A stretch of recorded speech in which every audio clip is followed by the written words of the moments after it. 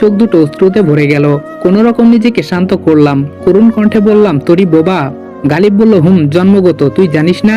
আমি বললাম, আরে না, যে সময় আব্বু আম্মুর বিচ্ছেদ হয় তখন তোরই 4 মাসের শিশু ছিল। গালিব বলল, বলিস কি? এত ছোট বাচ্চা কোলে থাকতে তাদের কিভাবে বিচ্ছেদ হলো? আমি বললাম, ওরা মানুষের কাতারে পড়ে নাকি? একটু আগে কি বললো দেখলি না? গালিব বলল, অবশ্য ঠিক ধরেছিস, ফুপির ব্যবহার একটু উগ্র টাইপের, তবে। আমি বললাম, এই চরিত্রে তবে বলে কোনো শব্দ নেই, আমি ওনাকে আগে থেকেই চিনি। হাঁটতে হাঁটতে বাড়ির বাহিরে চলে আসলাম। গালিব গাড়ি বের করতে গিয়েছে। গেটের সামনে দাঁড়িয়ে আছি। হঠাৎ লক্ষ্য করলাম একটু দূরে মুন্নি নামের মেয়েটা 4-5টা ছেলের সাথে কি যেন পরামর্শ করছে। মুন্নির চেহারায় হতাশা আর ব্যস্ততার ছাপ, তবে কথা বলার ভঙ্গিমা বেশ সন্দেহজনক। আমি গেটের ভিতরে ঢুকে দেওয়ালের এই পাশ দিয়ে গেলাম। পকেট থেকে মোবাইল বের করে এমন একটা ভাব ধরলাম, দূর থেকে কেউ দেখলে মনে করবে মোবাইল টিপছি।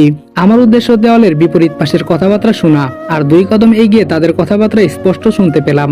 মুন্নি বলছে, কি বলেছি মনে আছে তো? ওর পরিচয় জানার সাথে সাথে যেভাবে পারিস খতম করে দিবি, আর বাকি 50,000 কাজ শেষে পাবি।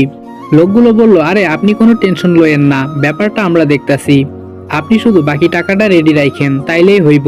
মুন্নি বলল, আই এম শিওর সে এখানে আসবে, আমার কাছে খবর আছে সে বাংলাদেশে এসেছে।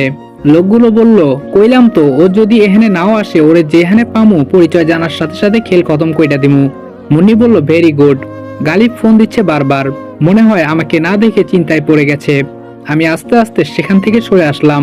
গালিবের সাথে গাড়িতে বসে আছি। আমি পুরো স্তব্ধ হয়ে আছি। মার্ডারের প্ল্যানটা যে আমাকে নিয়ে হচ্ছে তার 70% শিওর। মনে হচ্ছে ফেক পরিচয়টাই ছিল আমার সব থেকে বুদ্ধিমানের কাজ। একটু আগে মারজানা বেগমের অহংকারী রূপটা দেখলাম, তখন যদি তার ছেলে পরিচয় দিতাম তাহলে ঠিকই মেঘ বলে বিষয়টাকে অন্য পর্যায়ে নিয়ে যেত। এমন একটা ভাব ধরতো মনে হতো আমার অপেক্ষায় ছিল, আমার জন্য কেঁদে কেঁদে চোখের কোনায় কালো দাগ পরিয়েছে। ফেক পরিচয় দেওয়াতে বুঝতে পারলাম তিনি কোন অবস্থায় আছে। আর তখন যদি মুন্নির সামনে মিরাজ পরিচয়টা না দিয়ে মেঘ বলতো, তাহলে এতক্ষণে আমার ডেড বডি আশেপাশে কোথাও পড়ে থাকতো।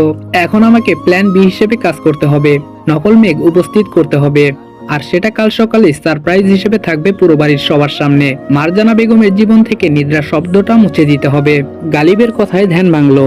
গালিব বলল, ফুপির ব্যবহারে মন খারাপ? আমি বললাম, সেটা অল্প অল্প। গালিব বলল, মন খারাপ করিস না, সব ঠিক হয়ে যাবে। আমি বললাম, শুন গালিব, আমার কাছে মনে হয় মা চরিত্রটা স্রষ্টার শ্রেষ্ঠ সৃষ্টি।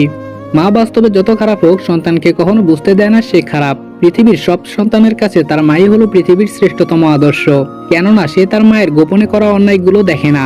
তার মায়ের মাঝে অহংকার ভাব, হিংসা ভাব থাকলেও সে কিছুই দেখে না। তার কাছে মনে হয় তার মাই পৃথিবীর শ্রেষ্ঠ আদর্শবান মানুষ। কিন্তু আমি এমন একটা অভাগা যে নিজের মায়ের খারাপ রূপ দিনের পর দিন দেখেই যাচ্ছি। কোথায় এর শেষ কে জানে? কোনোদিন কি দেখতে পাবো মায়ের ভালো রূপ? স্রষ্টার কাছে প্রার্থনা করি পৃথিবীর কোনো সন্তানই যেন মায়ের মমতা মাখা রূপ ছাড়া অন্য কোনো রূপ না দেখে। যতই ঘৃণা করি, এর থেকে কষ্টের বিষয় মনে হয় আর কিছুই নেই। কে জানে তরিকে কিভাবে বড় করেছে, বিয়েটা তরির ইচ্ছে মতো দিচ্ছে কিনা। আমি তো আমার কষ্টগুলো তোকে মুখ ফুটে বলতে পারি, কিন্তু তরি কিভাবে সহ্য করে সে তো চাইলেও মুখ ফুটে বলতে পারে না। গালিব বলল, তরি ভালো আছে, তুই অযথা চিন্তা করিস না।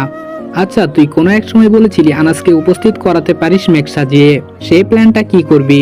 আমি বললাম, কাল সকালে আসবে, তবে তার আগে আজকে রাতেই কিছু কাজ করতে হবে। গালিব বলল, আবার কি কাজ? আমি বললাম, মার্কেটে চল, দেখতে পাবি। রেস্টুরেন্টে বসে আছি আমি আর গালিব। আমার দৃষ্টি শুধু এদিক সেদিক, দেখছি কেউ ফলো করছে কিনা, কিন্তু আশেপাশে তেমন সন্দেহভাজন কাউকে দেখলাম না। গালিবকে কিছু বলা দরকার, ওর থেকে মুন্নির জীবন বৃত্তান্ত জানা প্রয়োজন। আমার ধারণা গালিব মুন্নির সম্পর্কে অনেক কিছু জানে। আমি গালিবকে বললাম, মুন্নি মেয়েটা কেমন রে? গালিব মুন্নি নামটা শুনতেই বিষম খেয়ে উঠলো। আমি পানি এগিয়ে দিলাম, পানি খেয়ে একটু পর শান্ত হলো। গালিব বলল, হঠাৎ মুন্নি আপু সম্পর্কে জানতে চাইছিস কেন? আমি বললাম, না মানে এমনি। গালিব বলল, ভালো।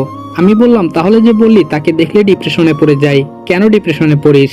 গালিব বলল, তুই সেই কথা ধরে এখনো বসে আছিস, বাদ দে তো। আমি বললাম, তুই যদি এখন আমার থেকে কিছু লুকানোর চেষ্টা করিস তাহলে কিন্তু ভবিষ্যতে বেশ সমস্যা হবে। গালিব বলল, না তেমন কিছু না, সে একটু বদ টাইপের আর কি। আমি বললাম, শুধু একটু? গালিব বলল, আমার কাছে একটু মনে হচ্ছে। আমি বললাম, তুই কি জানিস আনাস আসার সাথে সাথে সে বিপদে পড়বে? গালিব বলল, হতে পারে। আমি বললাম, তোর এসব ঢং ভালো লাগছে না। আমার কি মনে হচ্ছে জানিস? গালিব বলল, কি মনে হচ্ছে তোর? আমি বললাম, তুই কোনো দিক দিয়ে মুনির কাছে আটকা পড়ে আছিস। গালিব একটু নড়ে চড়ে বসলো। আরে ধুর, আমি মুনির কাছে ধরা থাকবো কেন? আমি বললাম, সেটা তুই ভালো জানিস, পরে যদি শুনি কিছু তাহলে তোর খবর আছে। গালিব বলল, তখন দেখা যাবে।